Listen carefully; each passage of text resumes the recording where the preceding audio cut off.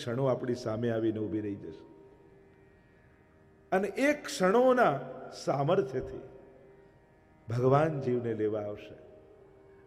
ભગવાન એ જીવના નેત્રોની સામે હશે, ભગવાન એની જીભની ઉપર હશે, ભગવાન એના કર્ણના માધ્યમથી હૃદયમાં પ્રવેશશે. અને એમાં પણ સત્સંગના કેન્દ્રમાં જ્યારે મધુરાષ્ટક જેવો વિષય હોય, મધુરાધિપતે અખિલમ મધુરમ, જેની ચર્ચા આપણે કરી રહ્યા છીએ ગત 6 દિવસથી, શ્રી મહાપ્રભુજીની સન્મુખ મધ્યરાત્રિએ સાક્ષાત પૂર્ણ પુરુષોત્તમ પ્રગટ થયા છે. પોતાના પ્રગટ નેત્રોથી પરમાત્માના દર્શન થઈ રહ્યા છે. કારણ કે પરમાત્મા જ્યારે સામે પ્રગટ થાય ત્યારે એ કેવલ નેત્રોનો વિષય રહેતો નથી, એ એકાદશ ઇન્દ્રિયોનો વિષય બની જાય છે. એ રોમ રોમથી પરમાત્માનો અનુભવ થવા લાગે છે.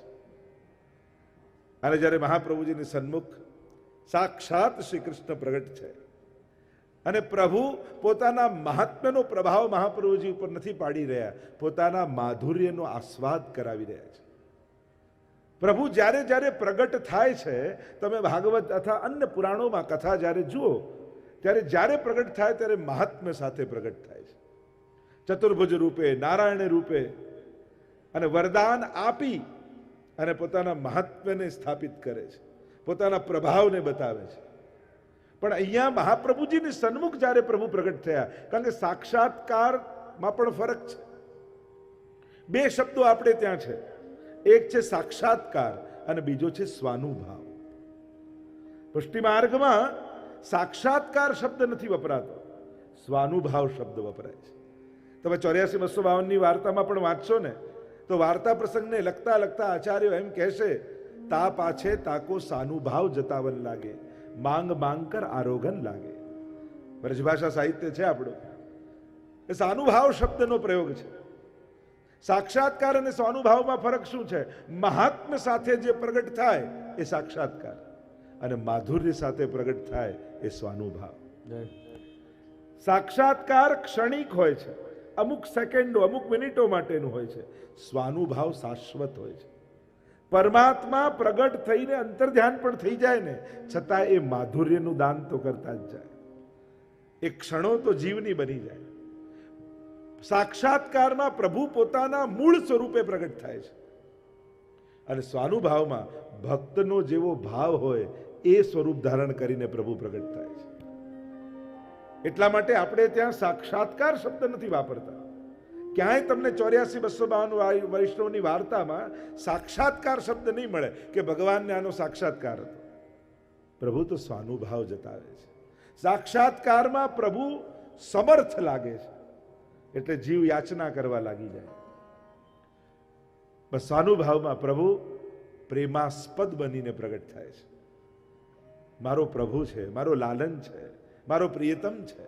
પ્રભુ પ્રેમાસ્પદ બનીને પ્રગટ થાય છે, એટલે ત્યાં પ્રેમ સિવાય બીજી કોઈ વાત નથી હોતી. ત્યાં પછી સેવા સિવાય બીજી કોઈ વાત નથી હોતી. ત્યાં પછી તત્સુખના વિચાર સિવાય બીજી કોઈ વાત નથી હોતી. સાક્ષાત્કારમાં સ્વસુખની કામના હોય છે, સ્વાનુભાવમાં તત્સુખની કામના હોય છે. પ્રભુના સુખનો વિચાર હોય. હું શું કરું કે મારા પ્રભુ પ્રસન્ન થાય. અહીંયા મહાપ્રભુજીને સાક્ષાત્કાર નથી થયો, સ્વાનુભાવ થયો છે. એ રસાત્મા, એ રસોવૈસહ, એ મધુરાધિપતે અખિલમ મધુરમ, એવા શ્રી કૃષ્ણ પોતાના માધુર્યયુક્ત સ્વરૂપ સાથે પ્રગટ થયા છે. અને પ્રગટ થયા છે સાક્ષાત્કારમાં ઠાકોરજી પોતાના સામર્થ્યથી કંઈક આપે જીવને, પણ સાનુભાવમાં ઠાકોરજી સામર્થ્યથી ના આપે, વસ્તુ ના આપે, પોતાને આપી દે, પોતાનું દાન કરે. મેં પહેલા પણ કહ્યું હતું, 3 શબ્દ છે: ભગવાનને જોવું, ભગવાનને મળવું અને ભગવાનને મેળવવું. આ ત્રણેયની કક્ષા અને અવસ્થા જુદી છે. જોઈ તો ઘણા લોકો જોઈને આવે, હવેલીમાં પણ દર્શન કરવા આવીએ તો જોઈને જઈએ, મળવાનું રહી જાય છે. ઘણા મળીને પણ જાય, પણ મેળવવાનું રહી જાય. દરેકની ઘટનાઓ, દરેકના પ્રસંગો આપણને ભાગવત આદિ ગ્રંથોમાં આપણને જોવા મળે. આ મધુરાષ્ટકની ગાથા એવી દિવ્ય છે. આવ પ્રવેશ કરીએ મધુરાષ્ટકની ગાથામાં. રોજના ક્રમ અનુસાર મધુરાષ્ટકના પાઠ કરીએ અને ત્યારબાદ રસ દર્શન કરીએ. અધરમ મધુરમ વદનમ મધુરમ નયનમ મધુરમ હસિતમ મધુરમ હૃદયમ મધુરમ ગમનમ મધુરમ મધુરાધિપતે અખિલમ મધુરમ વચનમ મધુરમ ચરિતમ મધુરમ વસનમ મધુરમ વલિતમ મધુરમ ચલિતમ મધુરમ ભ્રમિતમ મધુરમ મધુરાધિપતે અખિલમ મધુરમ.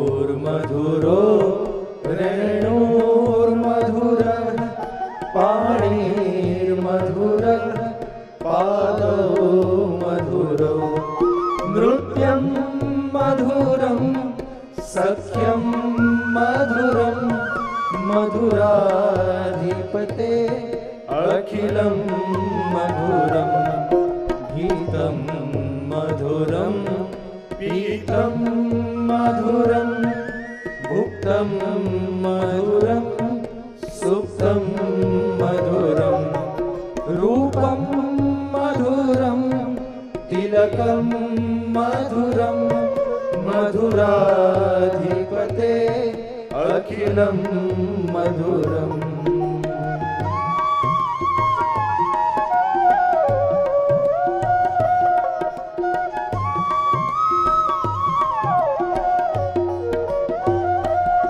તરણમ મધુરમ તરણમ મધુરમ હરણમ મધુરમ રમણમ મધુરમ વમિતમ મધુરમ શમિતમ મધુરમ મધુરાધિપતે અખિલમ મધુરમ ગુંજા મધુરા માલા મધુરા યમુના મધુરા વીચીર મધુરા સલિલમ મધુરમ કમલમ મધુરમ મધુરાધિપતે અખિલમ મધુરમ.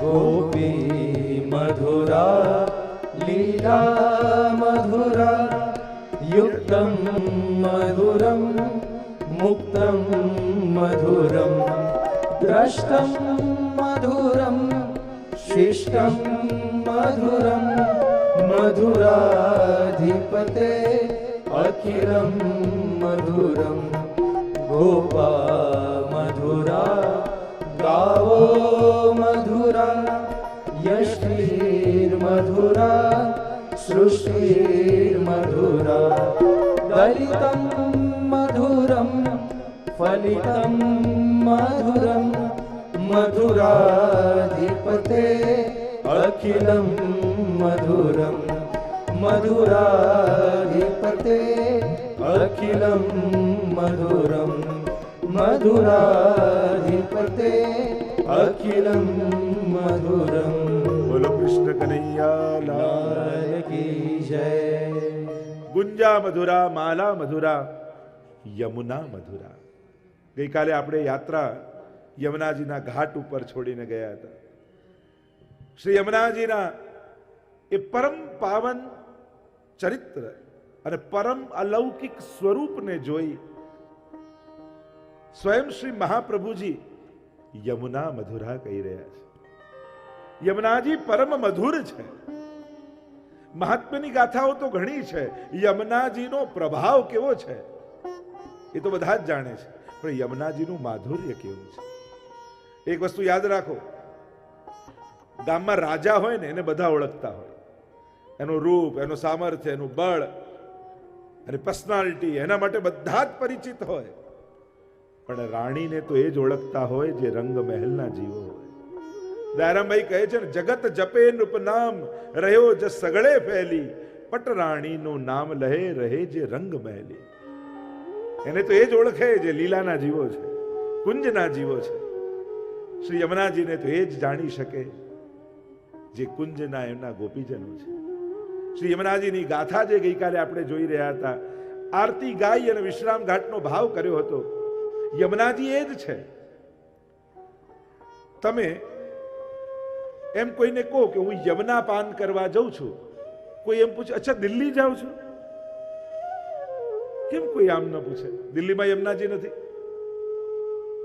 કેમ લોકો સમજી જાય, અચ્છા વ્રજમાં જાઓ છો? યમુનાજી એ જ છે. યમનોત્રીમાં યમુનાજી, વ્રજના યમુનાજી અને દિલ્હીના યમુનાજી. ભેદ કેમ? કેમ યમુના પાન કરવા વ્રજમાં જ જવું?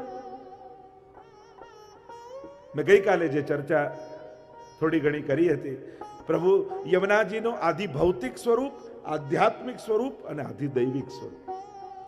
દિલ્હીમાં યમુનાજી આધિ ભૌતિક સ્વરૂપે છે, યમનોત્રીમાં યમુનાજી આધ્યાત્મિક સ્વરૂપે છે, પણ વ્રજના યમુનાજી એ આધિ દૈવિક સ્વરૂપે છે.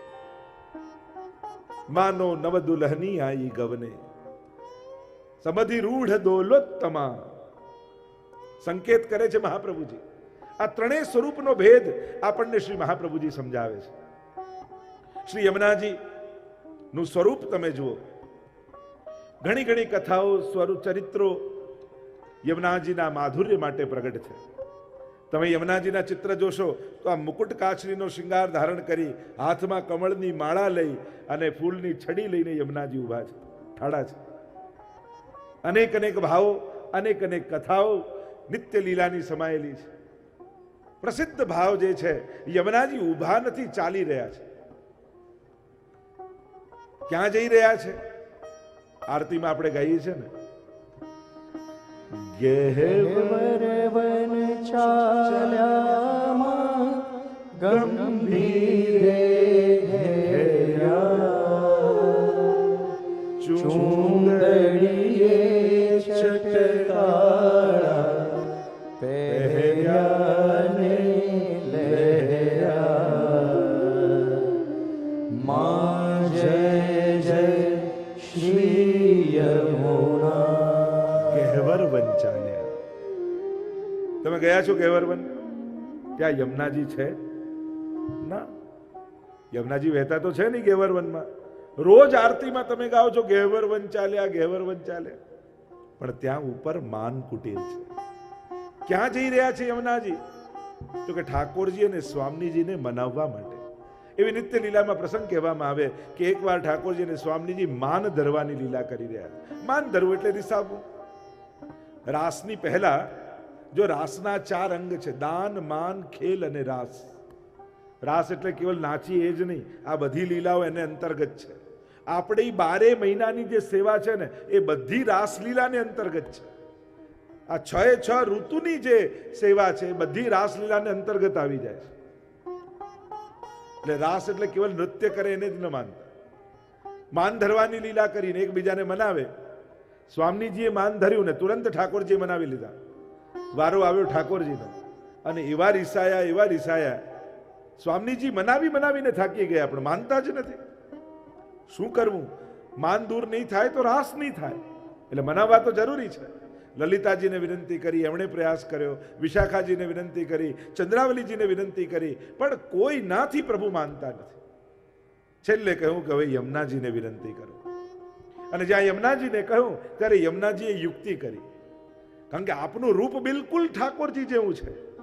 એટલે ઠાકોરજીએ જેવા રાસમાં વસ્ત્રને શૃંગાર ધર્યા હતા ને એવા આબેહૂબ કાછની અને મુગટ મસ્તક પર ધારણ કર્યો યમુનાજીએ. બિલકુલ ઠાકોરજી જેવા શૃંગાર ધર્યા, અને દેખાવમાં તો પ્રભુ જેવા છે જ. અને હાથમાં કમળની માળા લઈને ચાલ્યા, ઠાકોરજીની સામે ઊભા રહી ગયા. અને જ્યાં ઊભા રહ્યા ઠાકોરજીની દ્રષ્ટિ પડી, એકદમ ચોંકી ગયા પ્રભુ કે આ રાસમાં બીજો કૃષ્ણ ક્યાંથી આવી ગયો. અને ખબર પડી કે યમુનાજી છે તો ઠાકોરજી હસી પડ્યા, એમનું માન દૂર થયું અને આજ્ઞા કરી કે હવે જ્યારે પણ અમારી કુંજમાં પધારો ત્યારે આ જ વસ્ત્ર શૃંગાર ધારણ કરીને પધારજો. એટલે યમુનાજીના બે પ્રકારના વસ્ત્ર શૃંગાર છે. એક ચુંદડી એ ચટકાળ્યામાં, ચુંદડીના ચણિયા ચોળી યમુનાજી ધારણ કરે, અને બીજા મુકટ કાછડીનો શૃંગાર ધારણ કરે. અને આ રીતે ઠાકોરજીનું માન દૂર કરવા જઈ રહ્યા છે. એક પ્રસંગ એવો આવે છે કે શ્રી યમુનાજી આ મુકુટ કાછડીના વસ્ત્રો કેમ ધરે છે, તો કે જ્યારે પ્રભુ વ્રજ છોડીને મથુરા પધારી રહ્યા છે, બધા જ ગોપીજનોને સમજાવે છે, સખાઓને સમજાવે છે, બધા ચોધાર આંસુએ રડી રહ્યા છે. રથ પર સવાર થયા, અક્રૂરજીએ રથની લગામ ખેંચી, ગડગડ ગડગડ ગડ કરતો રથ આગળ વધ્યો છે. અને જ્યાં હજી તો રથ આગળ વધ્યો અને પ્રભુની દ્રષ્ટિ પડી કે એક બાજુ બેસી અને રાધાજી રડી રહ્યા છે. રથ ઉભો રાખવાનું કહ્યું. રથ પરથી નીચે ઉતર્યા પ્રભુ, સમજાવવા લાગ્યા, રાધા બીજા કોઈ રડે તો સમજમાં આવે, પણ તમારી આંખમાં શું કેમ? હું ને તમે કોઈ જુદા થોડી છીએ, એક જ છીએ. હા પ્રભુ, તત્વતઃ ભલે એક હોઈએ, પણ આંખીને એસી ટેવ પડી, અમારી આંખોને આપને જોવાની આદત પડેલી છે. આપના વગર કેમ જીવી શકાય? કેમે કરીને રાધાજીને મનાવ્યા અને અક્રૂરજી રથ પર ઠાકોરજીને લઈને મથુરા આવ્યા અને અહીં વિશ્રામ ઘાટ ઉપર વિશ્રામ કર્યો. વિશ્રામ ઘાટના અનેક ભાવો છે. વિશ્રામ કર્યો અને પ્રભુની નેત્રો બંધ કરે ત્યાં વ્રજભક્તોના ચહેરાઓ દેખાય છે. ઠાકોરજી રડતી ગાયો દેખાય, રડતા ગોપો દેખાય, રડતી ગોપીઓ દેખાય. અને પ્રભુને થયું કે મારા વિયોગમાં આ બધી જ ગોપીઓ પોતાના પ્રાણોના ત્યાગ કરી દેશે, જીવી નહીં શકે મારા વગર. શું કરું? યમુનાજીનું સ્મરણ કર્યું અને વિશ્રામ ઘાટે સાક્ષાત યમુનાજી પ્રગટ થયા. શું પ્રભુ, મારા માટે શું આજ્ઞા? કેમ મને યાદ કરી? અને ત્યારે ઠાકોરજીએ કહ્યું, આપ બિલકુલ મારા જેવા રૂપવાળા છો, મારું એક કાર્ય કરશો? હા, આપ આજ્ઞા કરો. પ્રભુ કહે કે હું વ્રજવાસીઓને છોડીને આવ્યો તો ખરા, પણ આ વ્રજની ગોપીઓ મારા વગર જીવી નહીં શકે, મારા વિરહમાં એમના પ્રાણ છૂટી જશે. તો પ્રભુ મારા માટે શું આજ્ઞા છે? ત્યારે ઠાકોરજીએ પોતાના રાસના પ્રતીક રૂપ મુગટ કાઢી યમુનાજીને ધરાવ્યો. રાસની પ્રસાદી એ કાચની શ્રી યમુનાજીને ધરાવી. કમળની માળા પોતાના કંઠમાં હતી એ યમુનાજીને ધરાવી. કારણ કે જ્યારે ઠાકોરજી નીકળી રહ્યા હતા ત્યારે એક એક ગોપી એક એક કમળ લઈને આવી, રાધાજીને આપ્યું. અને રાધાજીએ પ્રત્યેક કમળની એક માળા સિદ્ધ કરી. અને આ કમળ નથી, હે રાધાજી, આ અમારું હૃદય છે, અને આ ઠાકોરજીના કંઠમાં ધરાવી દેજો એટલે અમારું હૃદય સાથે લઈ જાય. એના વગર હૃદય રાખીને કરીશું પણ શું અમે? અને એ માળા યમુનાજીને આપી અને કહ્યું, હવે ગોપીઓને મારો જ્યારે વિરહ થાય અને એવી અવસ્થા આવી જાય કે એમના પ્રાણ છૂટી જાય, એક ક્ષણે આ રૂપ ધારણ કરી આપ ગોપીઓની સામે ઉભા રહી જજો. એનાથી શું થશે પ્રભુ? પ્રભુ કહેવા લાગ્યા, આપને આ રૂપે જોઈ એમને એમ થશે કે હું આવી ગયો, અને જ્યાં એવો ભાવ આવશે કે હું પ્રગટ થયો છું, એમના પ્રાણ પાછા દેહમાં આવી જશે. અને આમ કરી શ્રી યમુનાજીને મુકુટ કાછડીના વસ્ત્ર શૃંગાર ધરાવ્યા અને પ્રભુએ આ રૂપ ધારણ કરાવ્યું. એવી અનેક પ્રકારની લીલાઓ, અત્યારે આપણે બધી જ તો લીલા સંભવ નથી, પણ યમુના મધુરા પ્રભુની પ્રત્યેક લીલામાં શ્રી યમુનાજી છે. યમુનાજીને સંયોગીની શક્તિ માનવામાં આવે છે, પ્રભુ સાથે જોડનારી શક્તિ શ્રી યમુનાજી છે. યમુનાષ્ટકમાં તમે જોવા જાઓ તો શ્રી મહાપ્રભુજી અનેક પ્રકારથી યમુનાજીના સ્વરૂપને સમજાવે છે. એ ભૌતિક સ્વરૂપ હોય, આધ્યાત્મિક સ્વરૂપ હોય કે આધિ દૈવિક સ્વરૂપ હોય. ન જાતું યમ યાતના ભવતી તે પય પાનત. એક વાર જે કોઈ પાન કરી લે એને ક્યારેય યમ યાતના ન થાય. 5 ફળ યમુનાષ્ટકના મહાપ્રભુજી બતાવે છે. યમુનાજીના નામોનું સ્મરણ કરવાથી શું થશે? તવાષ્ટકમિદમ મુદા પઠતિ સૂર સૂતે સદા. પહેલું ફળ કહ્યું, સમસ્ત દુરિત ક્ષયો. બધા જ પાપોમાંથી મુક્તિ મળી જાય. પાપમાંથી મુક્ત થવા માટે યમના સ્નાનની જરૂર નથી, યમના પાનની જરૂર નથી. કેવલ એક યમનાષ્ટક કરી લો ને તો એ સઘળા પાપો નિર્મૂલ બની જાય. મહાપ્રભુજીએ એ જ યમુનાજીનું સ્વરૂપ વાંગમય રૂપે યમનાષ્ટક સ્વરૂપે આપણને આપ્યું છે. યમનાષ્ટક એ યમુનાજીનું વાણીમય વાંગમય રૂપ છે. જે રોજ યમનાષ્ટક કરે છે એને યમના પાનનું ફળ મળે છે. તમે સાક્ષાત જઈને યમુનાજીનું પાન નથી કરી શકતા, પણ યમનાષ્ટકનું પાન કરો તો યમના પાન બરાબર છે.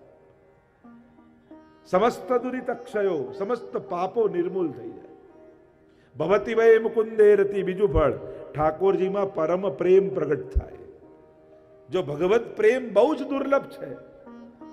પ્રભુનો સ્વભાવ કેવો છે કે મુક્તિ આપવામાં બહુ ઉદાર છે, પણ પ્રભુ ભક્તિ આપવામાં બહુ કંજૂસ છે. કારણ કે મુક્તિ આપે ને તો ઠાકોરજીને થાય તું છૂટ્યો તો તારાથી હું છૂટ્યો, પણ ભક્તિ આપે તો અહમ ભક્ત પરાધીનો. પછી તો ભગવાન કહે છે યોગક્ષેમમ મહામ્યહમ, તારું યોગ ક્ષેમ બધું કરવાની જવાબદારી મારી આવી જાય છે. જેને પણ ભગવાન ભક્તિ આપે તો ભક્ત ભગવાનને આધીન નથી થતો, ભગવાન ભક્તને આધીન થઈ જાય છે. પછી તો સતત પરમાત્મા એની ચિંતા કરતા એની પાછળ દોડે છે. આપણને એમ થાય કે આપણે શરણાગત થયા, બ્રહ્મ સંબંધ લીધું, ઠાકોરજીની શરણાગત થઈ ગયા. અરે આપણે તો કેવલ વિધિ કરીએ છીએ, શરણાગત તો ઠાકોરજી આપણને થઈ જાય છે. પ્રભુને આપણી ચિંતા થઈ જાય છે, પ્રભુ આપણાથી બંધાઈ જાય છે. કારણ કે પ્રભુ વચને બંધાયેલા છે, શરણાગતને ક્યારે છોડીશ નહીં. એટલા માટે અહીંયા કહ્યું ભવતી વય મુકુંદે રતિ, પરમ પ્રેમની પ્રાપ્તિ શ્રી યમુનાજી કરાવે છે. કોઈને એમ લાગે કે હજી મારા હૃદયમાં ભાવ નથી જાગતો, હજી સેવાની તત્પરતા નથી જાગતી, બને તો યમનાષ્ટકના પાઠ કરજો. આ આચાર્યોની વાણીમાં એવી તાકાત છે ને, પથ્થર જેવા હૃદયને પણ એની ભીતર પણ ભાવ જગાવી શકે છે. ભવતી વે મુકુંદે રતિ તયા સકલ સિદ્ધયો, સકલ સિદ્ધિનું દાન યમુનાજી કરે છે. અને આ લૌકિક કે અન્ય સિદ્ધિઓ નહીં બીજા જેવી, આ તો અલૌકિક સિદ્ધિઓ ગણાવી છે. સકલ સિદ્ધ તયા સકલ સિદ્ધયો મુરરી પુષ્ટ સંતુષ્યતિ, પ્રભુને પરમ સંતોષ થાય.